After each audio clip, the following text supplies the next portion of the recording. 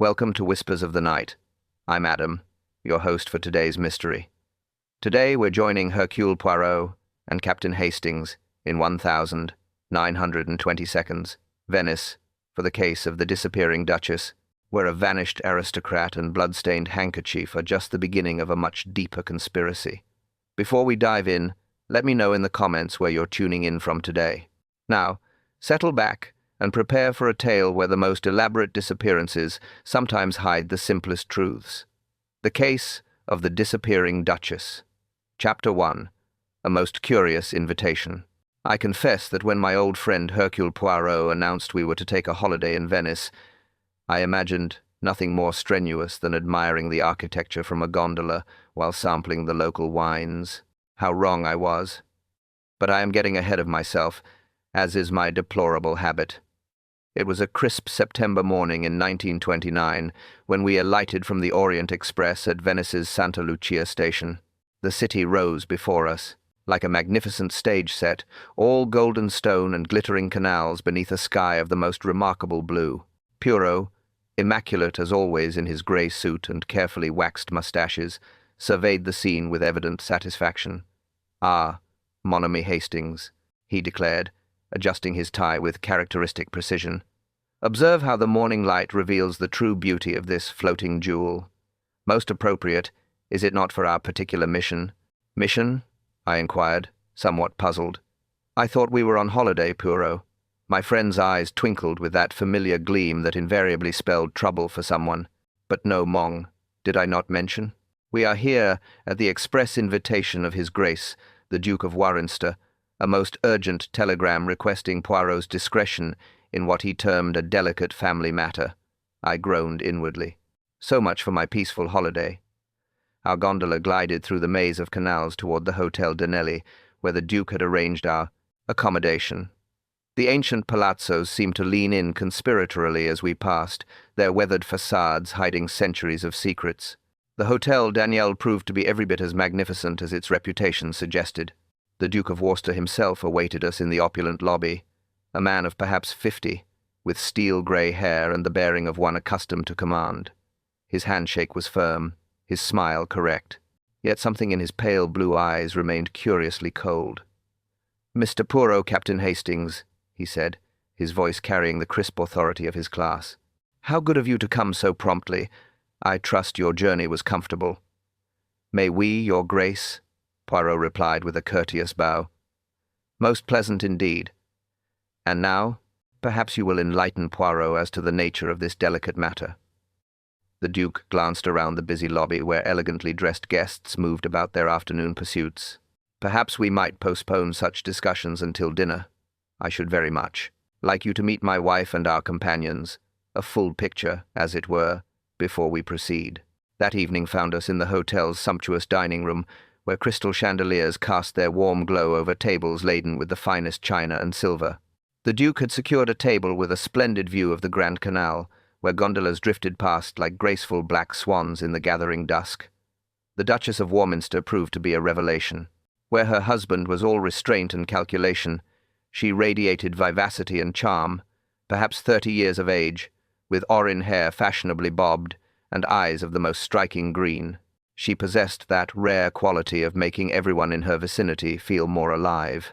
Yet I noticed, and I was certain Poirot noticed too, that her laughter sometimes seemed forced, and her hands trembled slightly when she thought herself unobserved.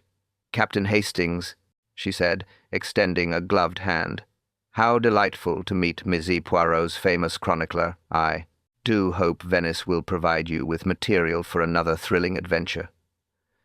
"Your Grace is too kind," I replied, though something in her manner suggested she was not entirely jesting. Our dining companions completed a fascinating tableau. Count Alessandro de Monterassi, introduced as a family friend, was a man of perhaps 35, with the dark good looks and easy charm of his native Italy. His attention to the Duchess bordered on the theatrical, and I noticed the Duke's jaw tightened whenever the Count leaned too close during conversation. "The Count has been advising us on matters of art and culture," the Duke explained, with barely concealed irritation. "Venetian history is his particular passion, among other things," murmured the Count with a smile that didn't quite reach his eyes. The Duchess's lady's maid, Bertha, served at table with the quiet efficiency expected of her station.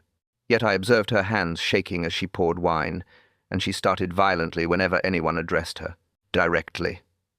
A nervous sort, clearly, though whether from natural temperament or some specific anxiety, I could not determine. Completing our party was Senor Valdrum, a thin artistic gentleman with paint-stained fingers and the intense manner of one perpetually in financial straits. He had been retained, the Duke informed us, to advise on the acquisition of certain Venetian masters for the family collection. The market is most favorable at present, Valdrum explained, dabbing his forehead with a handkerchief despite the evening's coolness, though one must act quickly when opportunities arise. As the evening progressed, I became increasingly aware of undercurrents I could not quite fathom. Conversations seemed to carry double meanings. Glances were exchanged when their recipients were looking elsewhere, and more than once I caught expressions of what could only be described as fear flickering across various faces. It was during the serving of the fish course that the most peculiar incident occurred. An elderly Italian gentleman entered the dining room, pausing to survey the assembled diners with sharp, intelligent eyes. The moment the Duchess caught sight of him, her wine-glass slipped from nerveless fingers, shattering against her plate in a cascade of burgundy liquid and crystal fragments. The silence that followed seemed to stretch endlessly, broken only by Bertha's hurried attempts to clear the mess. The stranger departed as mysteriously as he had arrived, but the damage was done. Whatever facade of normalcy our little party had maintained was now irreparably cracked, much like the Duchess's fallen glass. Chapter 2. The Vanishing Act. I was roused from sleep by a thunderous pounding upon our door that would have wakened the dead. The morning light streaming through the tall windows of our suite suggested it was past 8, rather later than I typically rose, but the previous evening's wine had been particularly excellent. Mondor came Poirot's voice from the adjoining room. What barbarian assaults our door at such an hour? The pounding intensified, accompanied now by a voice I recognized as belonging to the hotel manager, Signor Benedetti, a stout, excitable man with whom we had made our acquaintance upon arrival. Signori, please, you must come. Most urgent, the Duchess. She has vanished. I threw on my dressing gown and hurried to unlock the door. Poirot appearing beside me with his hair immaculately arranged despite having been so recently abed. How the man managed such perfection at all hours remained one of life's enduring mysteries. Signor Benedetti stood wringing his hands, his usually olive complexion having assumed a distinctly greyish hue. Behind him lurked Bertha, the Duchess's maid, her eyes red, rimmed, and darting about like those of a frightened rabbit. What do you mean, vanished? I demanded, though something cold was already settling in the pit of my stomach. Gone, Capitano. Completely gone.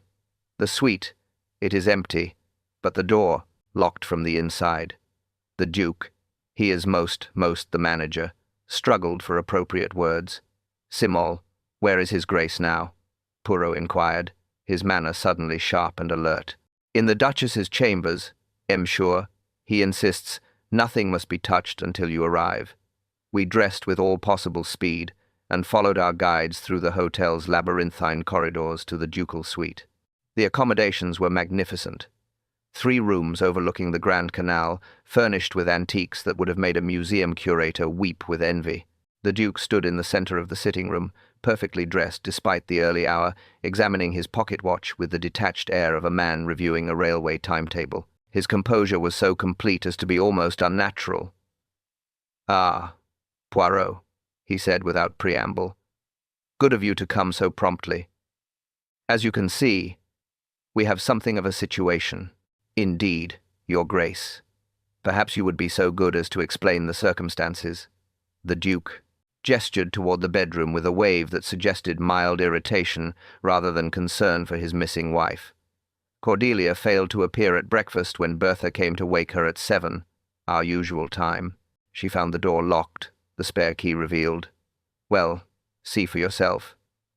We proceeded into the bedroom, and I must confess, the scene was most peculiar. The bed had clearly been slept in, the covers thrown back carelessly. Upon the coverlet lay an exquisite emerald evening gown, obviously intended for the gala that had been planned for that very evening a gown that would now never be worn. But it was the dressing table that commanded attention. The jewelry case sat open and completely empty, its velvet-lined compartments gaping like hungry mouths. Cosmetics were scattered about, and face powder had been spilled across the surface in what struck me as an oddly deliberate pattern.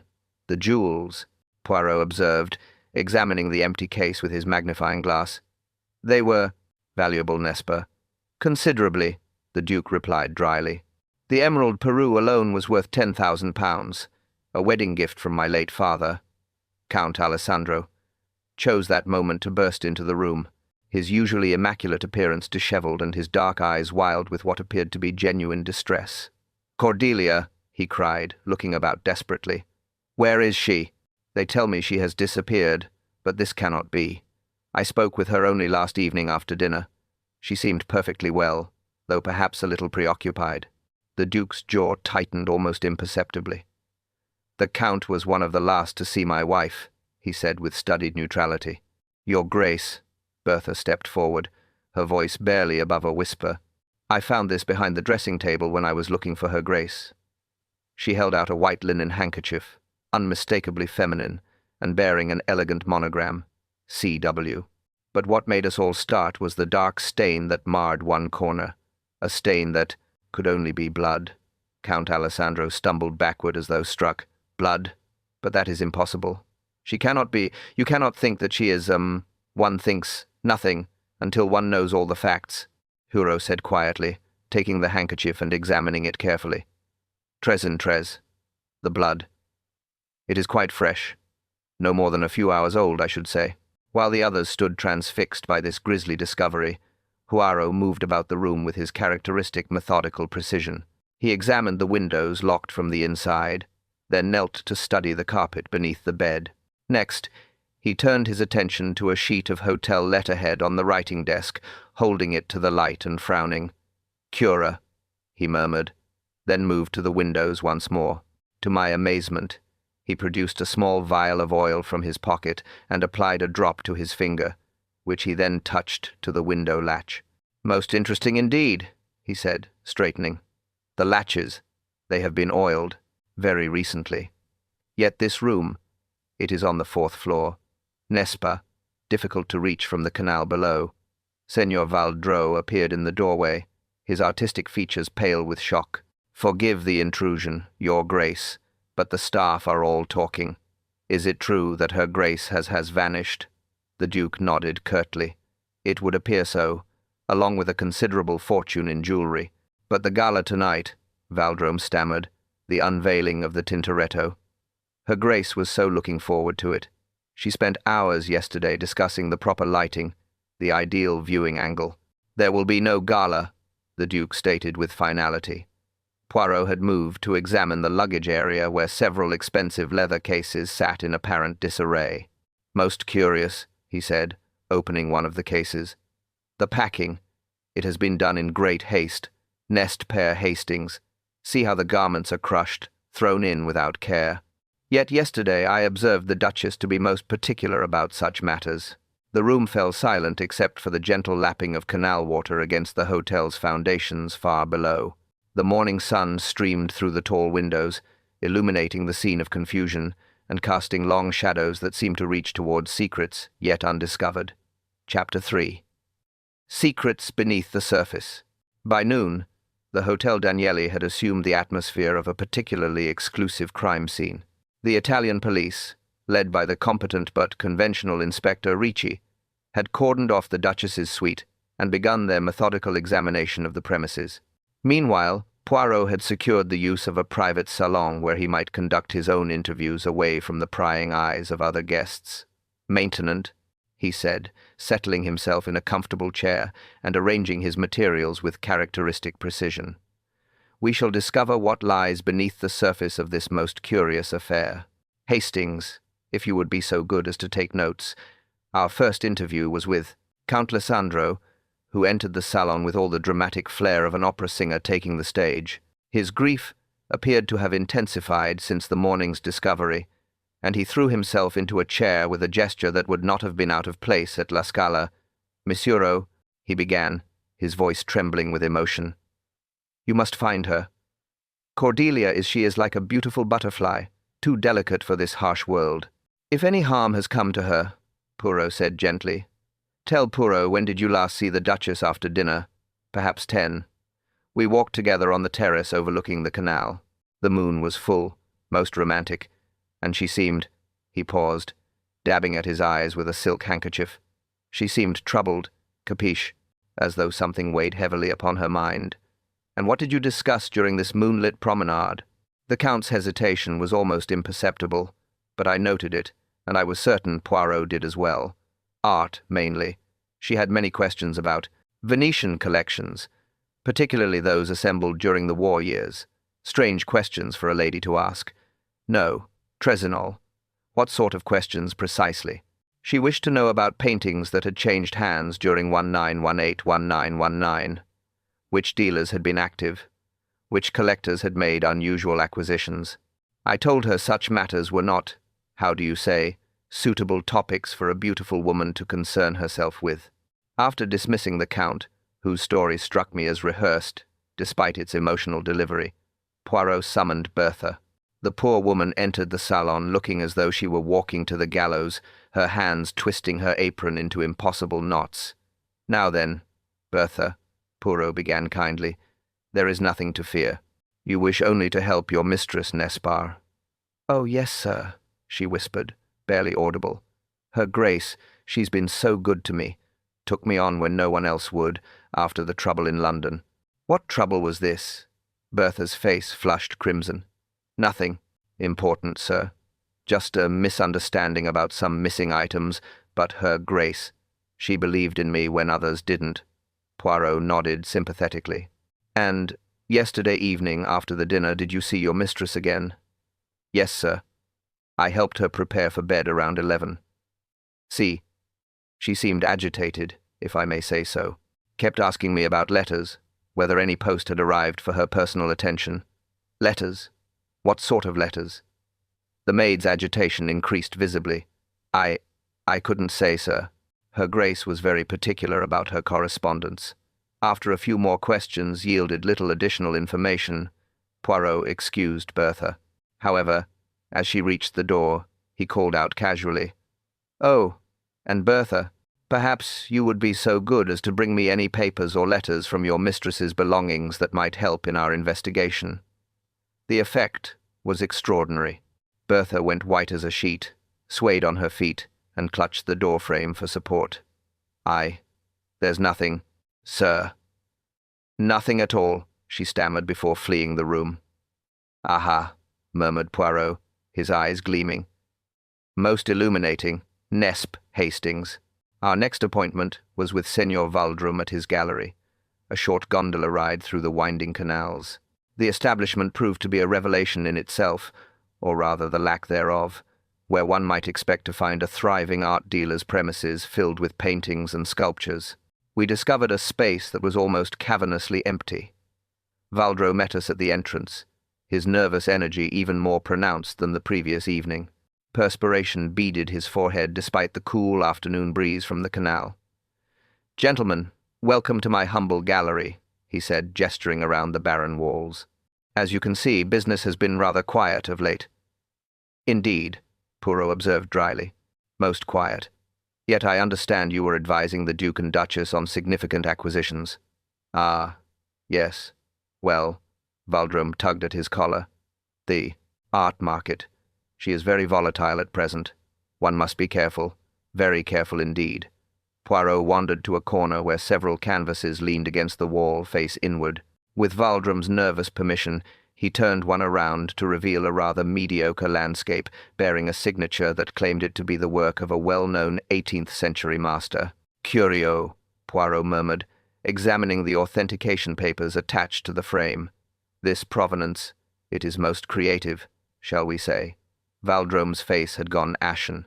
"I assure you, Mupro, all my documentation is completely legitimate.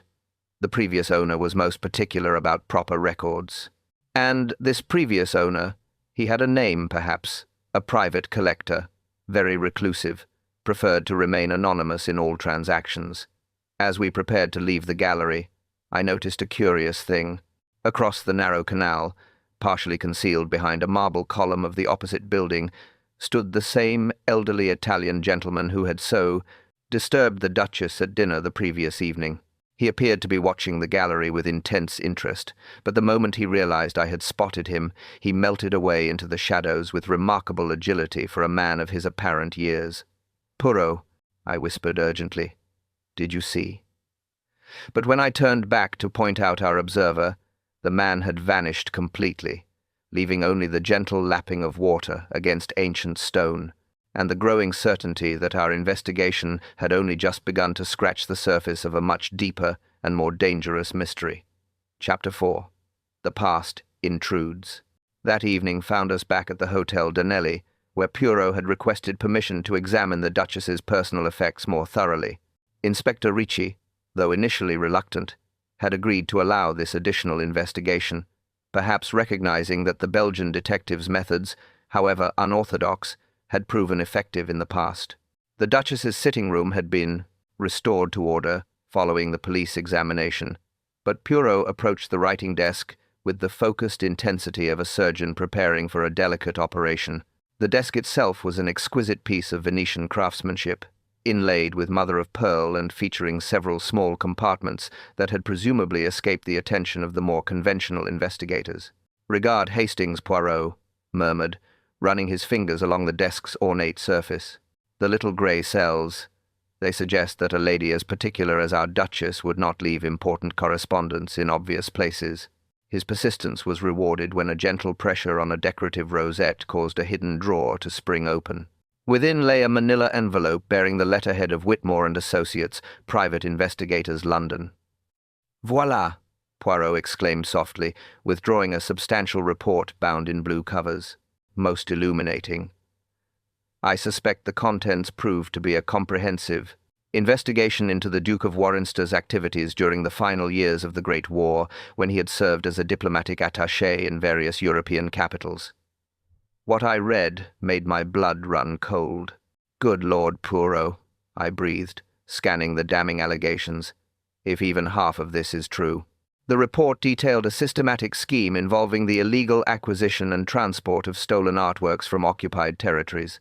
The Duke, it seemed, had used his diplomatic immunity to smuggle looted paintings and sculptures through a network of complicit dealers and corrupt officials. The operation had been particularly active in Venice during 1918, where valuable works had been laundered through apparently legitimate sales before finding their way into private collections across Europe. "Bravissimo," Poirot said grimly. "And note, mon ami, the date of this report. It was completed only 1 month ago. The Duchess, she had been conducting her own investigation into her husband's past." A soft knock interrupted our examination. Signor Benedetti, the hotel manager, stood in the doorway, wringing his hands in his characteristic manner. "Forgive the intrusion, signori, but there is a matter most delicate, which perhaps might assist your investigation." "May we speak freely?" Poirot encouraged. "It concerns one of my staff members, Giovanni, who works the night shift in the kitchens. He came to me this morning most agitated, claiming he had seen the Duchess in the service corridors very late on the night of her disappearance." Poirot's eyebrows rose. "At what time precisely?" "Past midnight," he said. "Perhaps 12:30. But this seems impossible, does it not? The guests, they do not venture into the service areas, and at such an hour, indeed most curious. We shall wish to speak with this Giovanni immediately." While we awaited the arrival of the kitchen worker, Poirot turned his attention to Count Alessandro, who had requested an urgent meeting. The man who entered our temporary salon bore little resemblance to the suave aristocrat of our first encounter. His usual impeccable grooming had given way to disheveled hair and clothing that suggested a sleepless night. "Monsieur Poirot," he began, his voice lacking its previous theatrical flourish, "I find myself in a most difficult position. There are certain irregularities in my background that may come to light during your investigation, Habong. And what irregularities are these?" The Count, if indeed that was his proper title, shifted uncomfortably. "My credentials, they are not entirely authentic. My true name is Antonio Benedetti, and I am not strictly speaking a member of the nobility." "Tant, how fascinating." "And your actual profession, Benedetti?" I was employed as a guard at the Doge's Palace Museum until 3 years ago, when certain discrepancies in the inventory led to my dismissal. Nothing was proven, you understand, but suspicion fell upon several staff members. Including yourself? Including myself, he admitted reluctantly.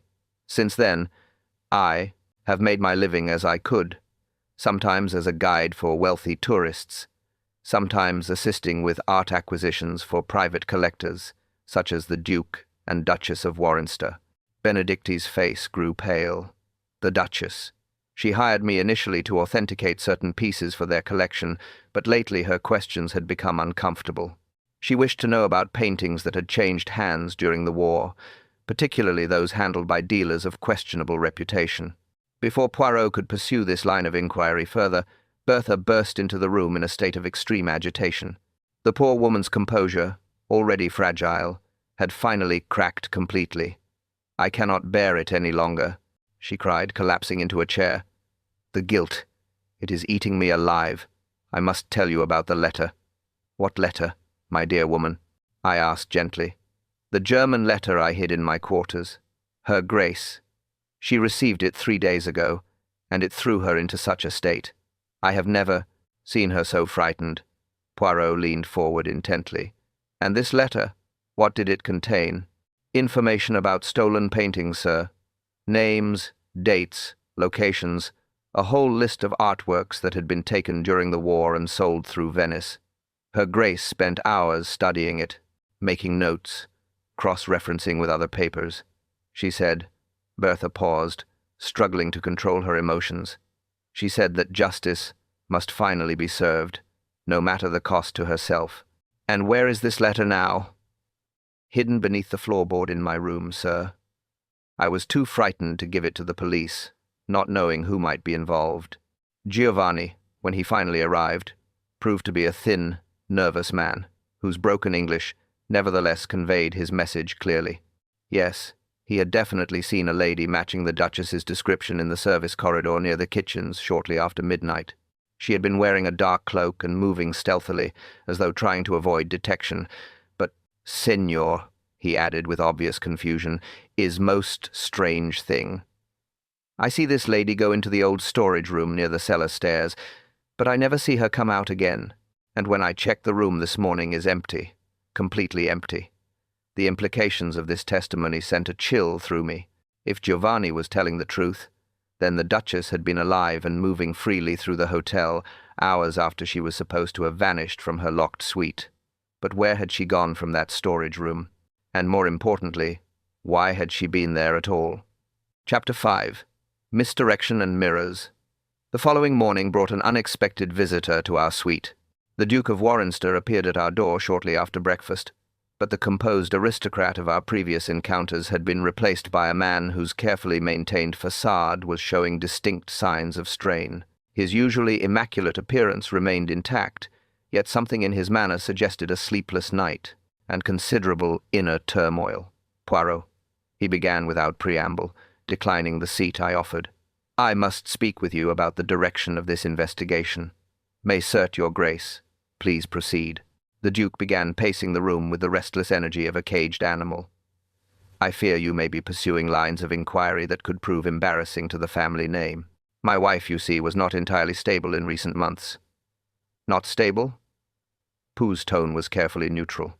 "Cordelia had been subject to fits of melancholy, wild imaginings about persecution and conspiracy. She became obsessed with the past, with events that occurred during the war, matters that were long settled and best left undisturbed. And what conclusion does your grace draw from this?" The Duke stopped his pacing and faced us directly. "I believe my wife may have taken her own life. Poirot, the blood on the handkerchief, the missing jewelry. Perhaps she staged her own disappearance to spare the family the shame of suicide.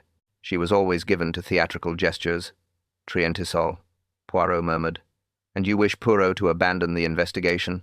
I wish you to conclude it quickly and quietly. Whatever the truth, I prefer it remain private. The family has suffered enough scandal." After the Duke's departure, Poirot sat in contemplative silence for several minutes, his fingers steepled before him in the familiar gesture that indicated deep thought. "What do you make of that, Poirot?" I asked finally.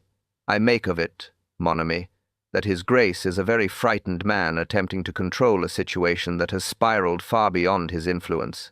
Our conversation was interrupted by the arrival of a hotel porter bearing an envelope marked urgent and addressed to the Duke. Poirot examined the missive with interest before we delivered it to its intended recipient.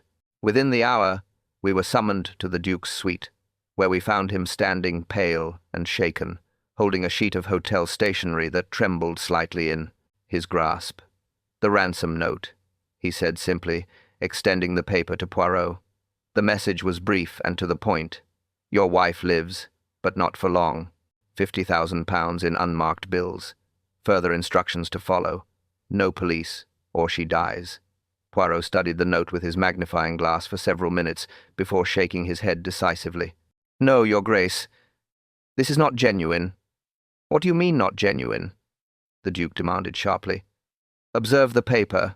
It is hotel stationery, readily available to anyone in the building.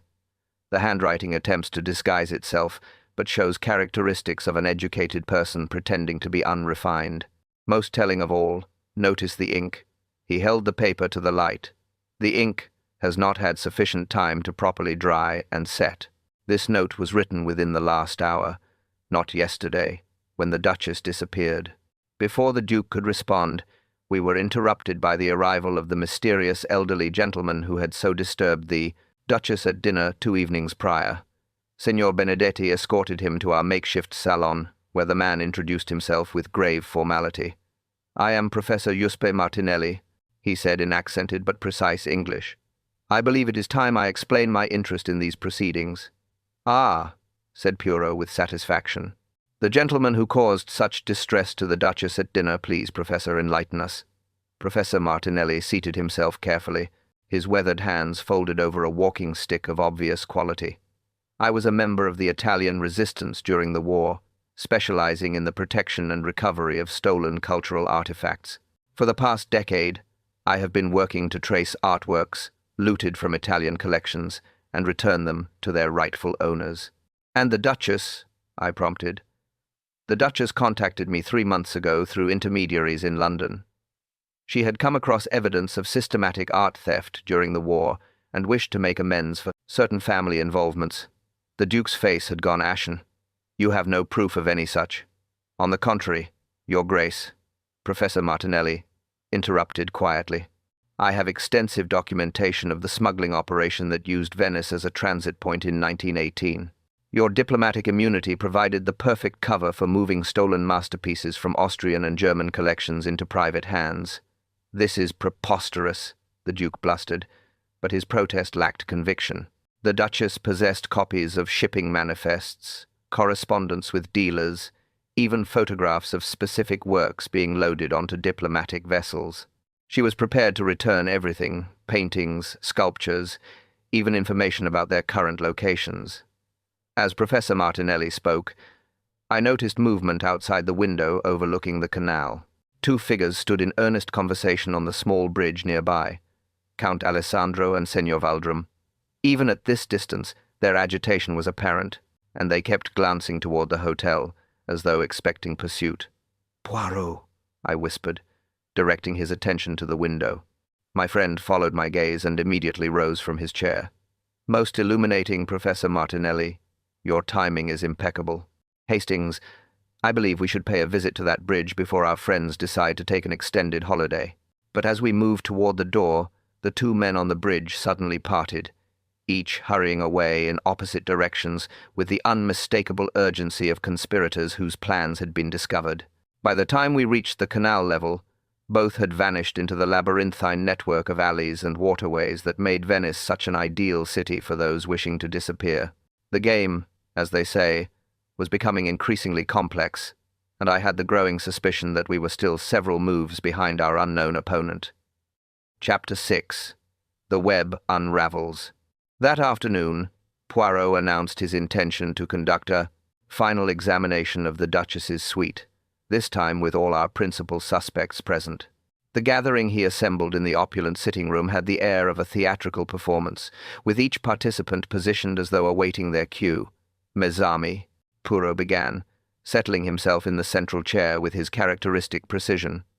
We have before us a most curious puzzle.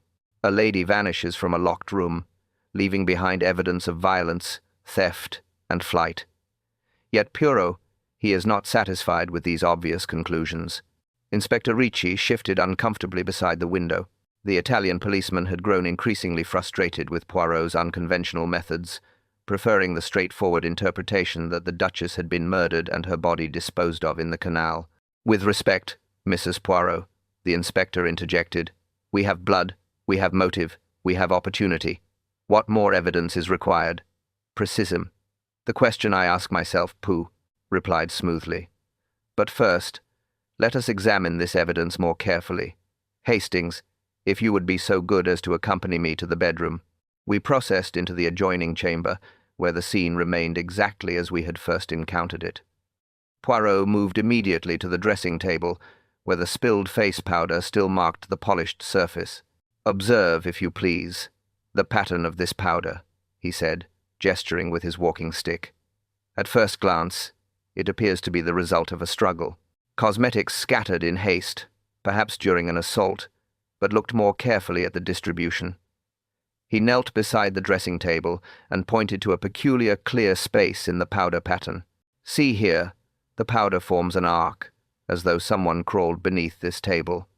But why would an attacker need to crawl, and why would a victim seek refuge in such an inadequate hiding place?" The Duke stood rigid near the doorway, his face a mask of controlled tension. "What are you suggesting, Poirot?" "I suggest nothing yet. Your Grace, I merely observe." He moved to the windows, examining the recently oiled latches once more. "These windows, they present us with another curiosity. Someone took great care to oil these mechanisms, but to what purpose? The room is 4 floors above the canal, accessible only by boat, and such access would be visible to any number of observers. Count Alessandro, or rather Antonio Benedetti, as we now knew him, fidgeted nervously near the bed. Perhaps the oil was applied to ensure the windows opened silently. "Possible," Poirot agreed. "But then we must ask, why was it necessary for the windows to open silently? And, more importantly, if someone escaped through these windows, where is the rope, the ladder, the means of descent?" He moved to the luggage area where the hastily packed cases remained in their disheveled state. Opening the largest case, he began removing garments, with the careful attention of a museum curator. "Notice, please, how these clothes have been packed. Expensive silk gowns crushed carelessly, a pearl necklace thrown in without protection, delicate lace undergarments wrinkled beyond repair. Yet, yesterday morning I observed the Duchess supervising her maid's packing of a simple day bag. Every item was folded with mathematical precision, every accessory wrapped in tissue paper." Professor Martinelli, who had remained largely silent since joining our group, leaned forward with interest. "You suggest the Duchess did not pack these cases herself?" "I suggest something far more intriguing, Professor. I suggest these cases were packed by someone who wished to create the impression of hasty flight, but who lacked the intimate knowledge of the Duchess's particular habits." Poirot moved to the writing desk, where he had discovered the private investigator's report the previous day. Opening the desk drawer, he withdrew a sheet of hotel stationery, bearing a few lines of barely legible script. And here we have, perhaps the most telling evidence of all. This paper was found yesterday, apparently abandoned in haste. But observe the handwriting. It begins clearly and deteriorates as though written under extreme duress. Yet the ink flow remains constant, the pressure even. Fear and panic do not produce such controlled deterioration of penmanship. Bertha, who had been standing quietly in the corner, suddenly stepped forward with obvious distress. "Sir, I don't understand what you're implying. Are you saying Her Grace is still alive?" "Ah, the good Bertha asks the essential question," Poirot said, his eyes gleaming with that familiar light that preceded his most dramatic revelations. "Let me ask you all this. What if the Duchess never left this hotel at all?" The silence that followed was broken only by the distant sound of gondolas calling to each other on the canal below. The Duke's composure finally cracked, and he sank into a chair as though his legs could no longer support him. "That's impossible," he whispered. "The room was searched. The entire hotel has been searched. Where could she possibly exact the question we must answer? Poirot replied. But first, let us consider why such an elaborate deception might be necessary. Professor Martinelli has enlightened us about the wartime art smuggling operation. The Duchess had evidence of these crimes and was prepared to make restitution. But what if she discovered that the operation had never truly ended? Senor Valdrome, who had been maintaining a nervous silence, suddenly started as though struck. What do you mean, never ended? I mean, Misi Valdrome, that your gallery's curious lack of inventory, combined with your possession of questionable authentication documents, suggests an ongoing business in artistic forgeries and stolen goods.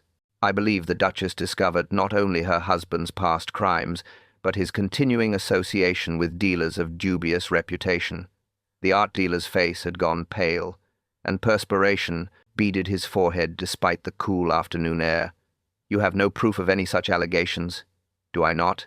Then perhaps you can explain why you and Mizzi Benedetti were observed this morning in what appeared to be a rather urgent consultation on the bridge outside this hotel, and why both of you seemed prepared for immediate departure from Venice. The web of deception that Poirot had been carefully untangling was beginning to reveal its true pattern.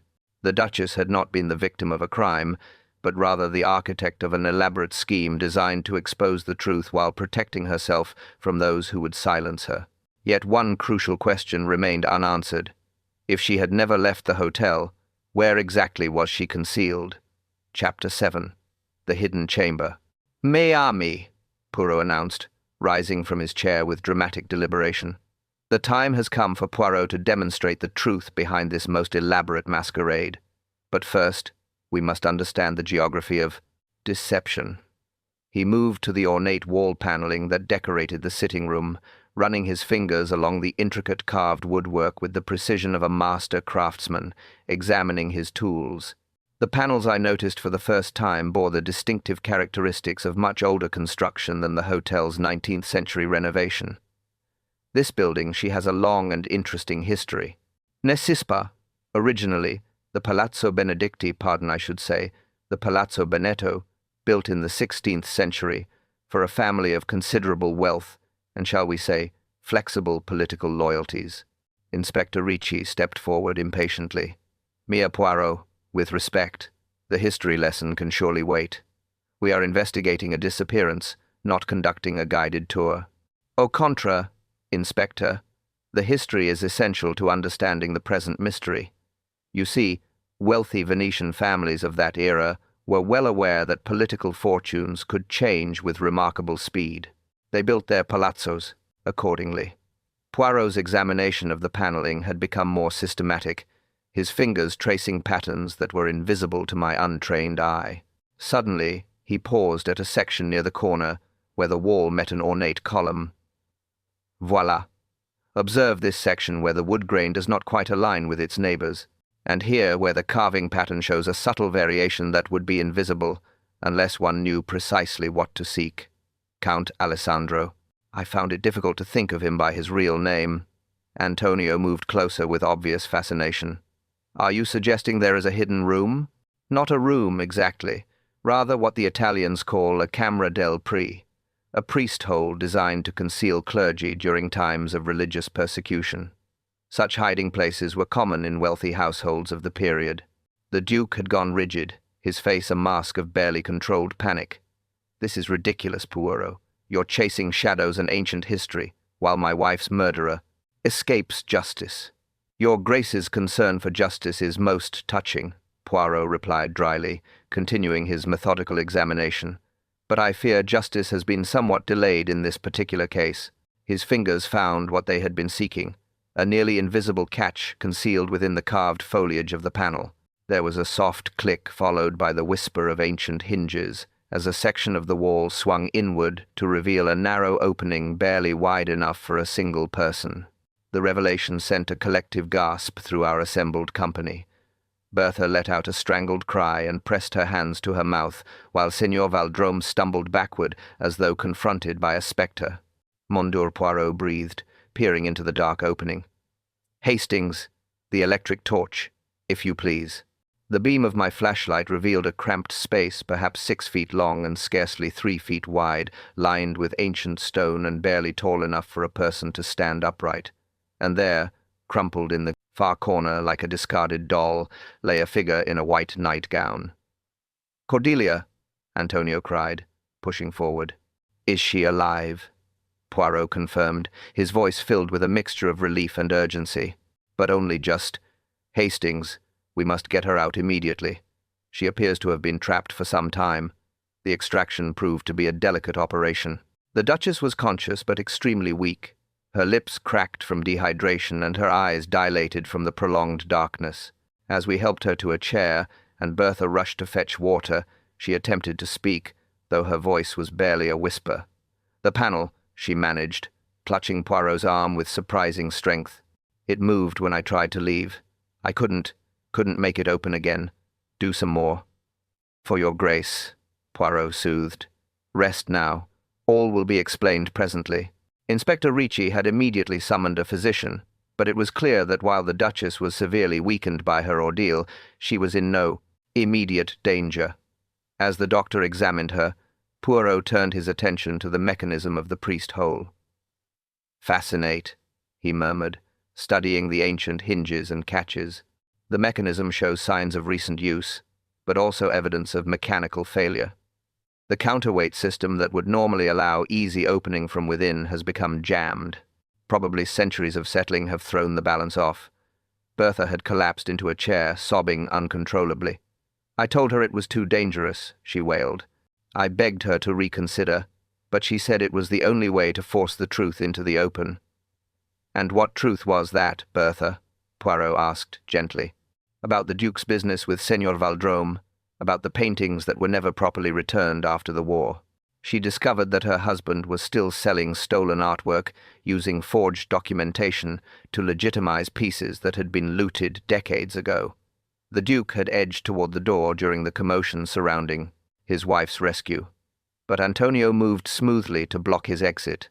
For the first time since our arrival in Venice, the young man's manner carried an unmistakable air of authority. "I think not, Your Grace," Antonio said firmly. "There are still several matters that require clarification." "Who are you to stop me?" the Duke demanded, though his voice lacked its usual commanding tone. "Agent Antonio Benedetti, Italian Cultural Recovery Division," came the crisp reply. "I have been investigating the continuing sale of looted artworks for the past 2 years. The Duchess's cooperation has been invaluable in building our case. The revelation that our supposed gigolo was actually an undercover government agent sent another shock through the assembled company. Yet, even as the pieces of the puzzle fell into place, I realized that the most dramatic revelations were yet to come. Chapter 8. Justice and Redemption. The events that followed the Duchess's dramatic rescue unfolded with the swift efficiency of a long-delayed reckoning. Within an hour of Agent Benedetti's revelation of his true identity, the Duke of Warrinster found himself under formal arrest by the Italian authorities, the charges ranging from wartime art theft to ongoing fraud and conspiracy. Inspector Ricci, his earlier skepticism toward Poirot's methods, now replaced by grudging admiration, supervised the Duke's removal from the hotel with professional satisfaction. The once imposing aristocrat had shrunk visibly, his carefully maintained facade crumbling like ancient plaster beneath the weight of accumulated lies. 28 years, he muttered, as the handcuffs were applied. 28 years I've lived with this hanging over me, and now a slip of a girl brings it all crashing down. Not a slip of a girl, Your Grace, Poirot corrected quietly. A woman of exceptional courage who chose justice over personal comfort, a choice you might have made yourself years ago had you possessed even a fraction of her moral strength. Senor Valdrome's confession followed almost immediately, the art dealer's remaining composure dissolving the moment he realized the full extent of the evidence against him. In a tearful admission that lasted nearly 2 hours, he detailed the intricate network of forgers, corrupt dealers, and complicit collectors that had kept the stolen artwork circulating through the black market for decades. "I never meant for it to continue so long," he sobbed, his artistic hands trembling as he signed his statement. "After the war, I thought it would end naturally. But the Duke, he had such influence, such connections. One transaction led to another, and before I knew it, I was trapped in a web of my own making. The Duke promised you a legitimate future if you continued your services, Agent Benedetti inquired, his manner now entirely professional. He said the statute of limitations would protect us all eventually, that if we were careful, patient, we could retire wealthy men with no consequences. I was a fool to believe him. As Valdrome was led away in custody, Poirot turned his attention to the Duchess, who had recovered sufficiently to provide her own account of the extraordinary deception she had orchestrated. Propped against cushions in the hotel's private salon, with Bertha hovering anxiously nearby, she spoke with quiet determination, despite her obvious physical exhaustion. "I discovered the truth about my husband's activities quite by accident," she explained, accepting a cup of tea with grateful hands. "A chance conversation with Professor Martinelli at a London gallery opening led me to hire the private investigators. When I learned the full scope of what had been happening, not just during the war, but continuing to this very day, I knew I had to act. But why stage such an elaborate disappearance?" I asked, still marveling at the complexity of her plan. Surely there were simpler ways to expose the truth. The Duchess smiled, "My husband was a powerful man with influential friends. A direct accusation from his wife would have been dismissed as marital hysteria. But a mysterious disappearance, complete with suggestions of murder, that would demand investigation by authorities who could not be so easily influenced. And you counted on Poirot's reputation to ensure the investigation would be thorough enough to uncover the truth," Agent Benedetti added with evident admiration. "Precis," confirmed. "A most ingenious plan, though one that nearly cost your Grace her life when the mechanism of the priest hole failed." Professor Martinelli, who had remained to witness the conclusion of the case, stepped forward with evident emotion. "Your Grace, I cannot adequately express my gratitude. Thanks to your courage, we have recovered documentation that will allow us to trace dozens of stolen masterpieces. Families who thought their treasures lost forever will see them returned." The Duchess's eyes filled with tears. It was the least I could do. I profited for years from my husband's crimes, living in luxury, purchased with blood money. If I can help restore even a few of those treasures to their rightful owners, perhaps I can find some measure of peace. As the afternoon shadows lengthened across the canal outside, the various threads of the case were drawn to their proper conclusions.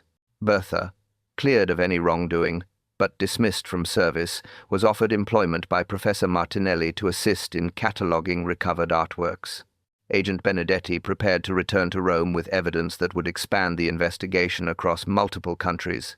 The hotel staff, particularly young Giovanni, whose testimony had proven crucial, were commended for their assistance. Throughout these proceedings, Poirot maintained his characteristic composure, but I could sense his deep satisfaction at seeing justice finally served after so many years of delay. As we prepared to take our leave of Venice the following morning, he stood at the window of our suite, gazing out at the ancient city that had witnessed so much history, both glorious and shameful. "You know, Hastings," he said thoughtfully, "this case has reminded Poirot of an important truth. The past. It is never truly past. The crimes we commit, the choices we make, they echo through the years like ripples on these very canals. Sometimes those ripples bring consequences we never anticipated, and sometimes they bring justice, however delayed," I replied, thinking of the Duchess's extraordinary courage in the artworks that would finally find their way home. We, sometimes justice, but at what cost? The Duke will face trial and almost certain imprisonment. His wife, though vindicated, must rebuild her entire life. All this suffering because one man chose greed over honor so many years ago.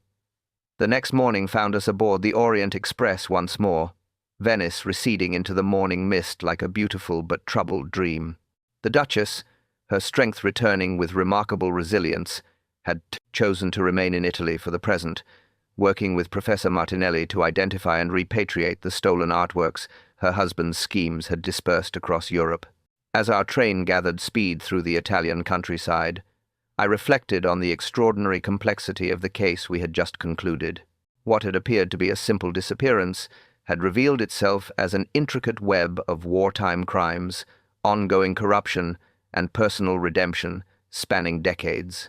The Duchess's desperate gambit had nearly cost her life, but it had also exposed a criminal enterprise that might otherwise have continued indefinitely. Poirot, settled comfortably in his first-class compartment with his morning coffee and newspapers, seemed to read my thoughts. His final words on the case echoed long after Venice had disappeared behind us, carrying with them the wisdom of a man who had spent his life unraveling the complex motivations of the human heart. Thank you for joining me for the case of the disappearing Duchess. Who could have imagined that the Duchess staged her own vanishing to expose her husband's decades-long art theft scheme, only to become trapped in the very hiding place she'd chosen? What do you think? Was her desperate gambit worth the risk, or should she have found another way to seek justice? This is Adam from Whispers of the Night, and until our next mystery, keep watching for the clues hidden in plain sight.